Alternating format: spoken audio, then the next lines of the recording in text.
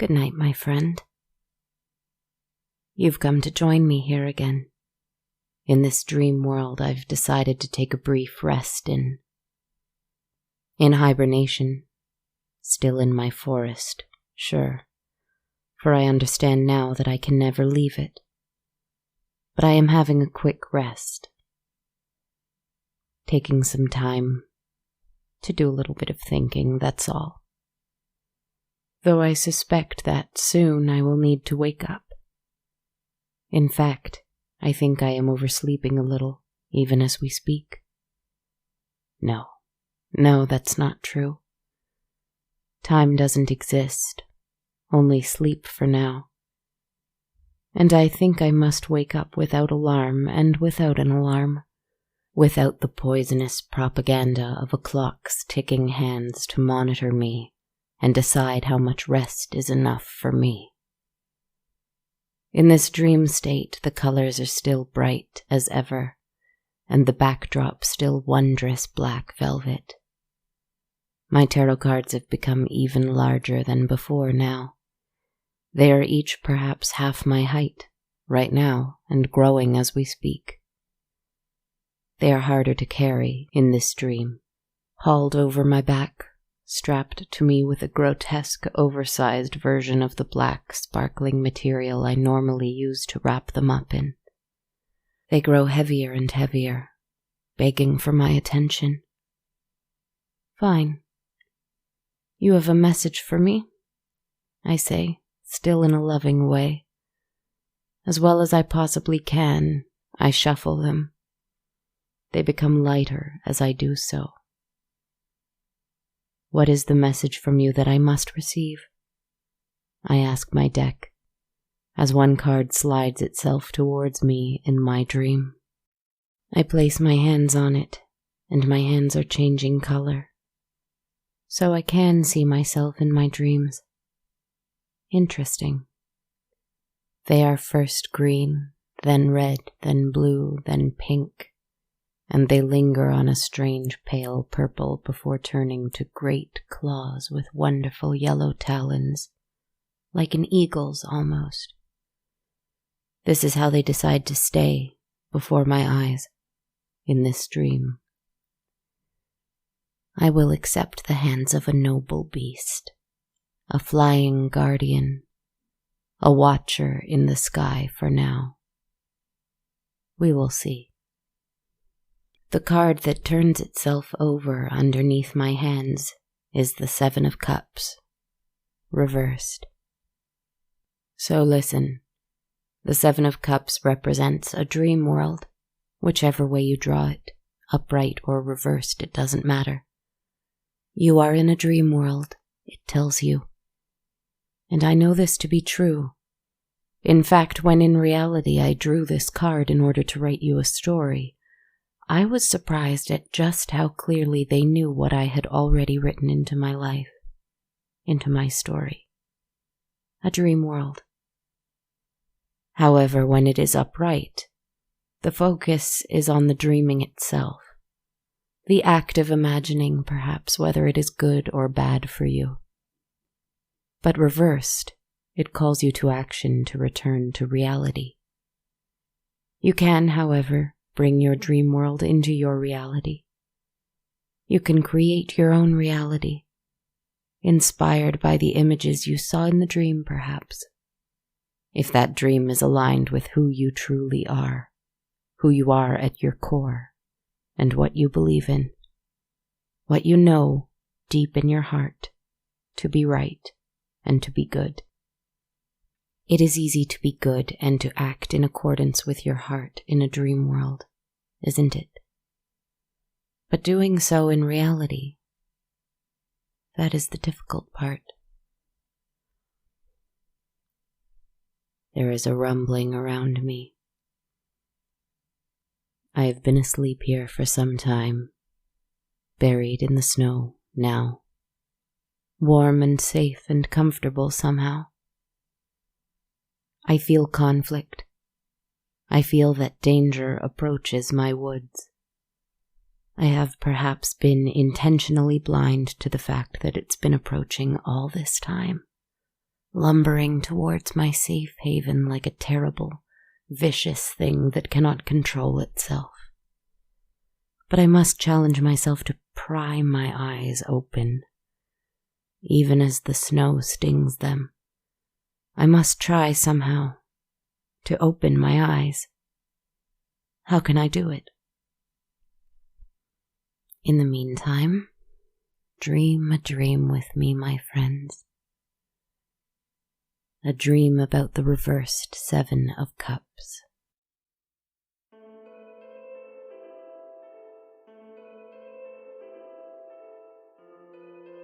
Once upon a time, there was a beautiful princess who lived in a lovely castle. She lived happily there, with many friends all around her, with a loving family and beautiful dresses to match any feeling that passed through her mostly happy heart. The only problem was that she could not leave her castle. She didn't mind much at first. There was ample ground in the courtyard for her to feel the grass in the summer and play in the snow in the winter. There were some very well cared for trees in there that she could climb if she chose, or read in their shade, or dance around their trunks. She had music and laughter and love, but what she loved most was the castle's ancient and enormous library. The princess mostly loved to read the kind of stories you might expect a happy young princess to read about. Adventures, romances, fairy tales, stories about faraway lands and incredible people and beautiful creatures. Anywhere that wasn't where she was. Sure, she loved her home, and she had everything her heart could wish for. But what was that compared to what a mermaid had in the depths of the sea? What was that compared to the thrill a knight in shining armor must feel as he fights an awful, fire-breathing dragon? She loved getting lost in fantasy, in worlds she knew she would probably never experience. Perhaps it was because she had to look at those places instead of outside her window, at the kingdom below. Perhaps it was because she saw the people outside the castle gate, separated between her and them by a long, narrow stone bridge that crossed a deep and deadly chasm, and the people were suffering. Hungry families asking the king for aid and being turned away. Soldiers marching home from battle for their king, marching across that narrow little bridge, exhausted and broken and injured, and even worse, sometimes they didn't return at all. She heard whispers here and there of the king's indifference and cruelty, but she was always told, "It's very complicated, much too complicated for you to understand." She was, of course, not told this by the king himself, for he was far too busy with affairs of state to attend the questions of a happy little princess. And so she nodded sagely and did not seek to understand any more. For a time. When her father passed, his crown went to her brother. Her brother, the king, just as ruthless and cunning as her father had been. And there was something that itched deep in her chest. It felt small, very small, smaller even than a little tiny insect, sitting there, just behind her sternum, scratching, scratching, scratching at the bone. When she felt that scratching, she would go to the library and read a fairy tale. Sometimes that helped it go away. But the older and wiser she grew, for she was, make no mistake, a very wise girl, she just hadn't allowed herself to be so yet, the more those fairy tales ceased to scratch that itch. One day, the itch was so strong that she stood in the library in front of a pile of her favorite books, and she screamed and threw them off the table and to the floor with a great swipe of her arm. She saw what she had done and she gasped and began to collect them. A guard passed by the library and looked in on her, but she waved him away, hiding her red and frantic eyes behind her hand. He kept on his march, as that was what he was told to do, and so he did it. She collected the beloved books in a pile and apologized to them. Then she sat in silence. She closed her eyes, and for the first time, she decided to listen to the itch instead of try to scratch it away with fantasy. She sat for a long time, because listening takes patience, you know. She heard a strange sound as she opened her eyes. And before her eyes, on a distant bookshelf, she saw something.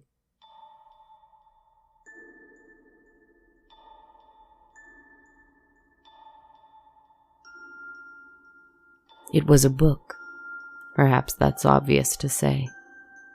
She could see no details about it, but it was just there, hanging in the air, floating, unwavering, before her eyes. As her mouth dropped open in awe of the sight, it fell to the ground with a deep thud. Dust scattered around it.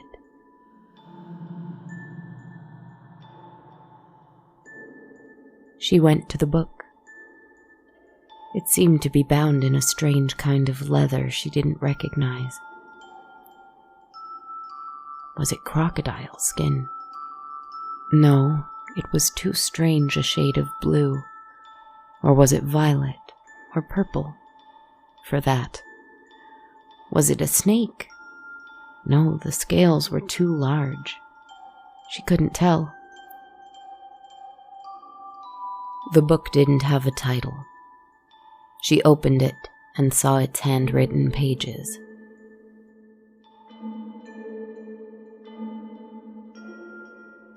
The writing inside it had been completed quickly. It was completed by a busy hand, determined to write as quickly as possible, perhaps to get on to different business. Elegant diagonal strokes, ink running out frequently. The writing was beautiful but also frenzied. The name inscribed in the front inside cover was a woman's name that she hadn't heard for some time. It was a woman's name that everyone in the castle was banned from speaking. A sorceress from long, long, long ago. From the ancient times. From the age of dragons. But the princess's father's father's father had defeated all the dragons in the land long ago. He had killed them all, and he had killed the evil witch who, the story told, had summoned the dragons in the first place. He had been lauded as a hero, and she had been immortalized as a villain. There were many stories like this, the princess knew, for she was wise. And she did not exactly believe this one. She didn't know why, other than that place within her chest itched whenever it was told. She quickly took the book, for she knew she wasn't allowed to have it. But she had to have it because it had so kindly offered itself to her. And when she clutched it to her chest, the itching went away, and so she knew it must be good. She scurried back to her chambers. Now for weeks, maybe months, she thought and thought and thought. She hardly ate nor slept, obsessed with the strange itching feeling she got when she looked out of her window and saw more and more hungry people, more and more wounded soldiers, and soon less and less of them. And at the same time, as she heard the people crying out for food, the more and more she saw shipments of grain and crop yields going into the castle for trade.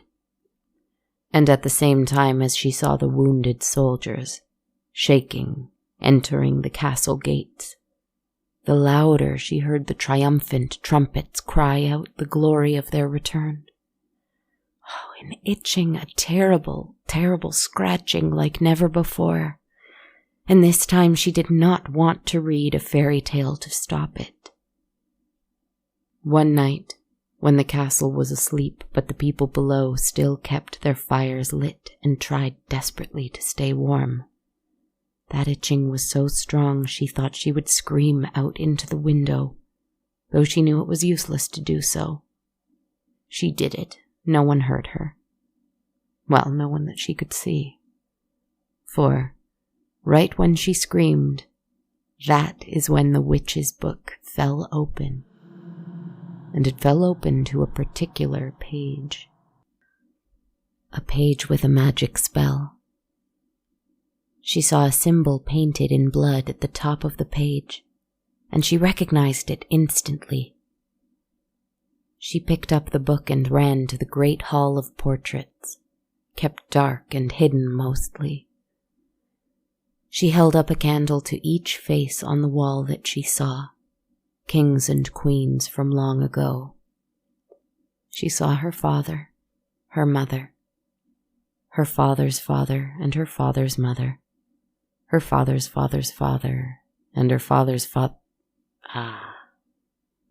Yes, there she was indeed.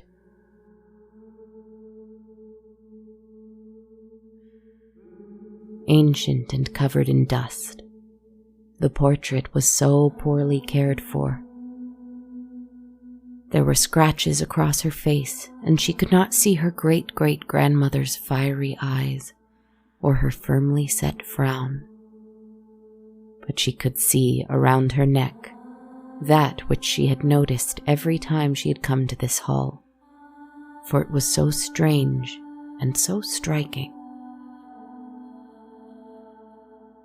Around her neck, hidden among strings of pearls and gold chains and sitting right at the bone in her chest where her great-great-granddaughter was prone to that unbearable itching, was a pendant, a gold curling horn, twisting and long, not from a ram or a bull or even a unicorn. Something else. She compared it to the one in the book. Identical.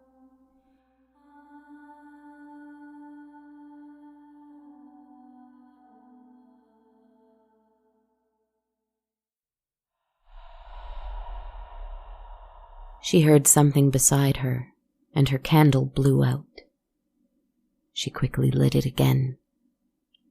And her great-great-grandfather, covered in dragon's blood, sword in hand, eyes empty and skin transparent, stood before her, bellowing his ghastly, ghostly rage into her face. She wanted to run. She wanted to go to her chambers and hide under the covers and cry until morning. But that book in her hands anchored her in place, so all she could do was shriek into his face right in return. And this was no scream. This was a roar. The ghost's eyes widened in horror, and howling he was pulled back into the shadows, dragged away, away, away, and gone forever, though his horrified howls remained until they faded into the whistling sound of the wind. She walked calmly back to her chambers, filled with a clarity she'd never quite experienced before, a lightness that came only when one faces one's worst fears and defeats them. Suddenly, one can face things even more terrible than their worst fears.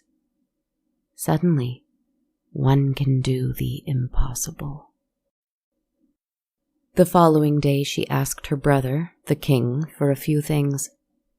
He was too busy with affairs of state, too busy with nobles squabbling over money and land, too busy expanding his empire, managing everything, controlling everything. It is usually not good work, but it is always grueling work, controlling everything. But her requests, strange though they were simple and easily granted, and so he agreed. Everything she asked for would be sent to her rooms. Easy. Dozens of candles, plenty of chalk, water, earth, cinnamon, a few other herbs he didn't recognize, culverwort and butcher's broom. That was it, really. She didn't say what she wanted it for, because he didn't ask, and she didn't want to lie unless she had to, and she was glad that she didn't have to. She had to be patient and wait for a full moon. It was hard, because the people were growing more and more hungry and desperate. More frequently they came to the castle gates, crying out for help, for compassion, and not receiving it. "I hear you," the princess wanted to say. "I can help you. I have a plan, a wondrous plan. Just wait for me, please," she wanted to shout, but they couldn't hear her from her chambers. She also heard rumblings from the palace, for she was a wise girl, that the people had been unable to pay taxes, had been withholding crops for their own consumption. They were fighting back, she knew, in the only ways they knew how, and she knew that the king would punish them for it. But she had to be patient and wait for a full moon. And it came. It came as it always will, when we need it to help us change, to start anew, to forgive and release our old selves, and welcome and bless our new selves. It came to her. Right in the center of her windows, she threw them open and stood, allowing the freezing air to hit her skin. "Ah, it is a good night. This is a good night," she said. She drew, on her floor, with the chalk, an enormous circle. Within it, she drew the best recreation she could of that horn in the book, and around her great-great-great-grandmother's neck. She placed candles around the circle and lit them one by one. She sat in the center of the circle. In an iron bowl, she set fire to the copious herbs she'd used her advantage to procure so quickly and in such great amount. She offered a thanks to the world for them, a little ashamed to be burning something that could have been given to someone who needed it more. But knowing that she had a plan, she kept going. But her great-great-great-grandmother's book had told her to always be grateful for what the earth brings you, and so she offered gratitude. She sat in the circle and breathed in the scent. She chanted some words I dare not repeat here, over and over, for hours, all night, all throughout the full moon's journey across the sky. And at dawn, just before sunrise, she sat there still, and she saw the sleepy town below. They didn't know that today the king and his men would march down and wreak havoc on them. But the king didn't know that she would be there to greet them first. My people, the princess thought, for they were her people. Not because she lived in this country with them, and not because she was their princess, but because she saw now that she did not belong to books, to fairy tales, to stories, to adventures of far-off places. She belonged right here with them, in this land that she could not remember being green, but knew it once was and could be again. And in that green, there could be enough once more and her people could be free, and so could she.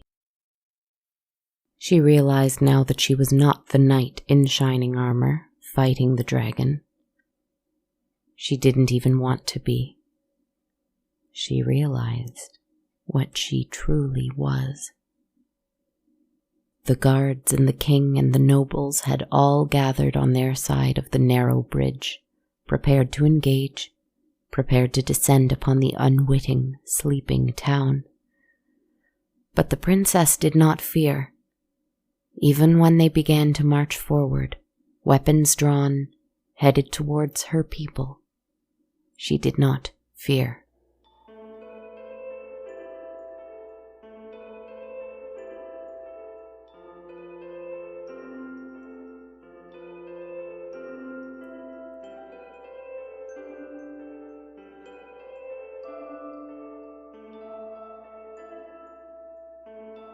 As the sun rose, she grinned, seeing it touch the white of the chalk on the ground, making it seem to catch fire before her very eyes. It wrapped her up in a big warm flame, not hot, but gentle rather. It didn't hurt when her feet turned into great claws, almost like those of an eagle. And it didn't hurt when her legs grew so large they began to collapse the stone floor beneath her. This didn't frighten her, for her arms stretched and strained and broke free of their old bones and grew new ones that reached up and shattered the ceiling above her.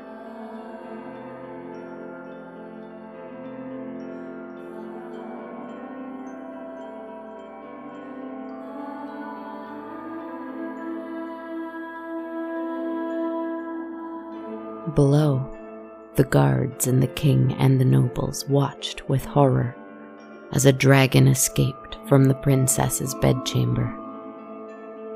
It circled the sky, diving happily and beautifully, shimmering and glistening in the daylight, and it plunged down to the bridge, standing between the guards. This had happened before. A dragon had attacked the castle long, long ago. And what had the great king, the current one's great-great-great-grandfather, done to save his country and to be remembered across time as a fearsome king? He had destroyed it. And so the king charged forward, sword drawn, with a great yell meaning to slay the beast. He would be loved for this, surely. He would be celebrated world over, surely.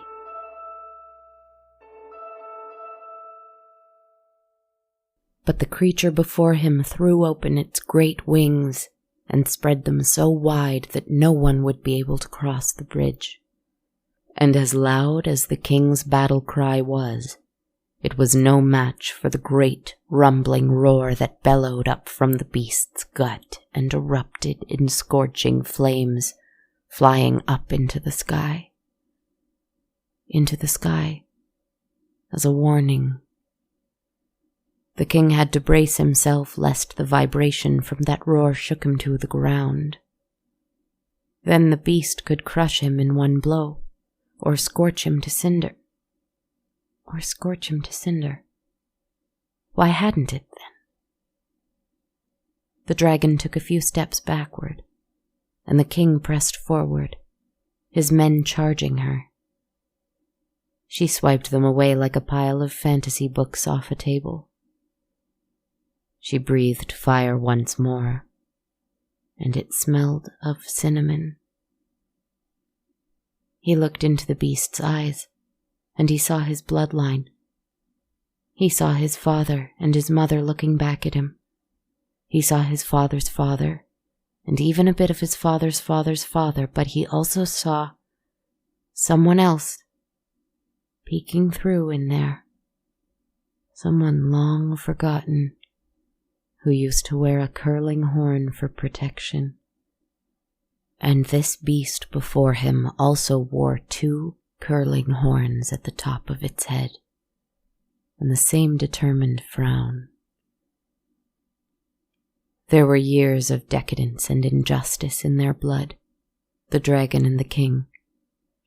There were years of ill-gotten riches and meaningless wars, disguised in silk sheets and royal gowns. But in the dragon's eyes he saw no shame. He saw a very awake, very forgiving kind of strength. The kind of strength that guardians find when they are called to protect.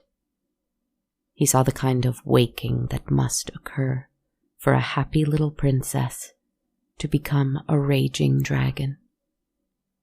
He saw her wake from her dream and become it.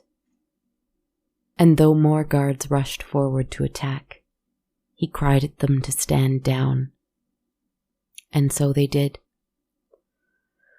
Did he become a good king immediately? Perhaps not. But the palace could not get to the village to take what it did not deserve, because a great purple dragon was waiting for them, ever vigilant, protecting her people and her land from that day forward. I am dreaming, so let's fast forward many, many decades later. I roamed the earth for a long time, as you know, and I found this thriving village with a deserted castle just outside of it. There was snow on the ground, but inside each home was a big, warm fire, and the smells of winter vegetable soups and fresh bread and fine cheese. Oh my. Music rang out into the howling night from the tavern at the center of town.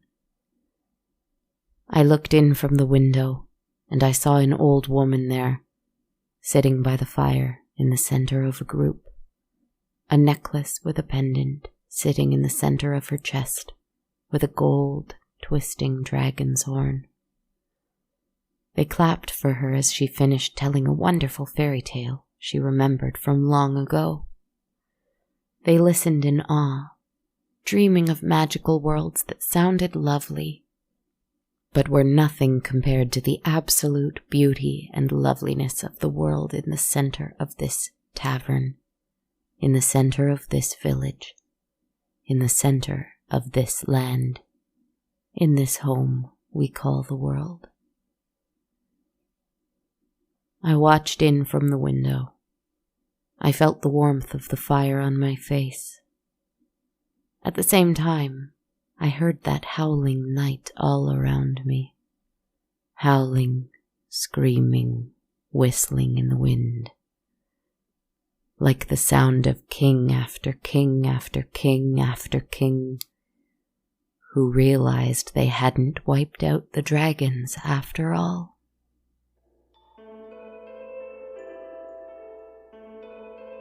It is my dream and you are here with me, so you can enter the tavern if you like.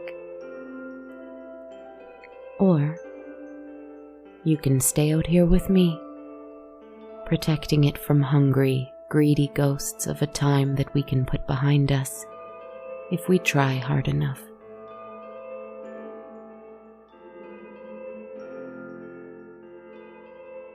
I wish I could protect more people and places. Not in a dream world, but in the... I see. Wishing is useless. Is desire. I desire to protect more people and places. It will not be easy, but I must find different ways to try somehow. I know now why I cannot open my eyes. It is because I am not asleep. It makes sense. It is not the right time, you see, and let me explain. I thought I was hibernating, like a great bear, sleeping. But I must change course. Not sleeping, no, but rather undergoing a metamorphosis. A caterpillar in a chrysalis, I think I must be instead. Gathering strength, growing, changing, so that I can emerge soon and spread my great wings and protect my forest. Soon, soon, soon indeed. Good night, my friends.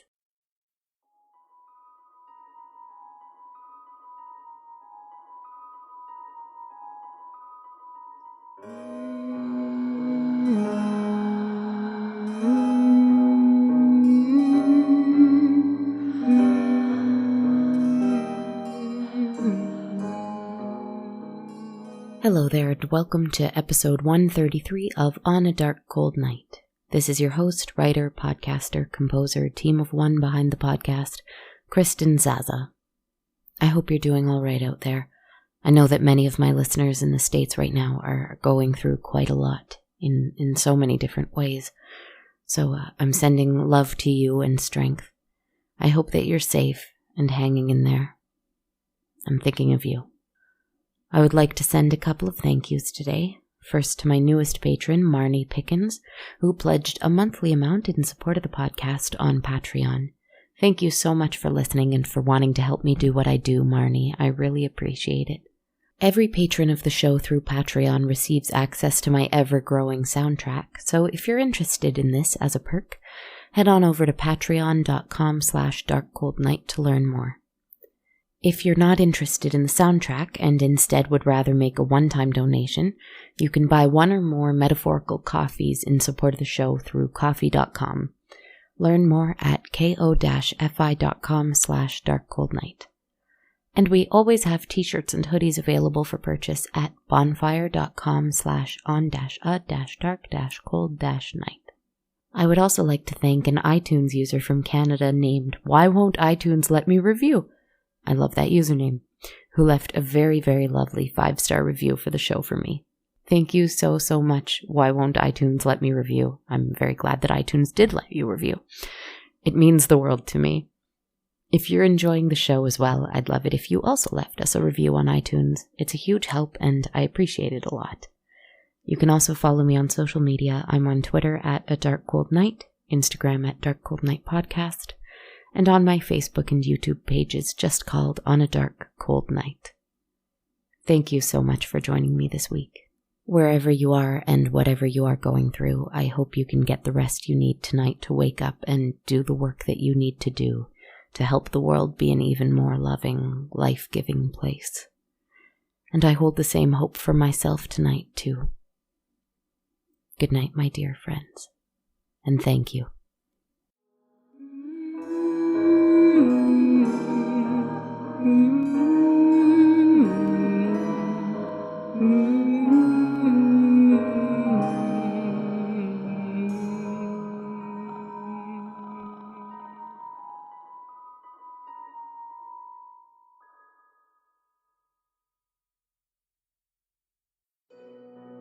This podcast has been brought to you by the Sonar Network.